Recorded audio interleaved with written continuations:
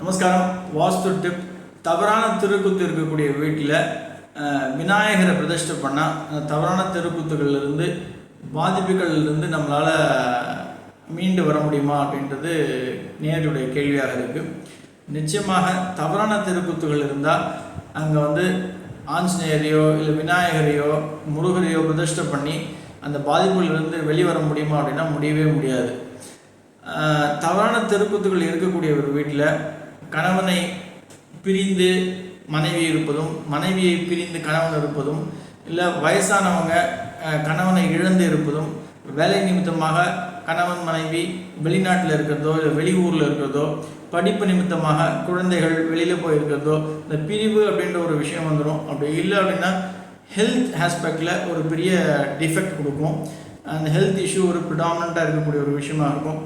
இந்த விஷயங்கள் இல்லாமல், இழப்பு இல்லாமல் நீங்கள் ஒரு நல்ல வாழ்க்கை வாழணும் அப்படின்னா அந்த தவறான தெருக்குத்திலிருந்து வெளில ஒரு நல்ல தெருக்குத்தோ இல்லை தெருக்குத்துகள் இல்லாத ஒரு வீட்டில் வாழறது சாலச்சிருந்தது. எந்த ஒரு விக்கிரகங்களை பிரதிஷ்டை பண்ணியும் நீங்கள் தவறான தெருக்குத்துகளிலிருந்து மீண்டு வாழ முடியுமா அப்படின்னா நிச்சயமாக அந்த பாதிப்பிலிருந்து மீண்டு வாழுறது அப்படின்றது ஒரு தவறான கருத்து. நன்றி.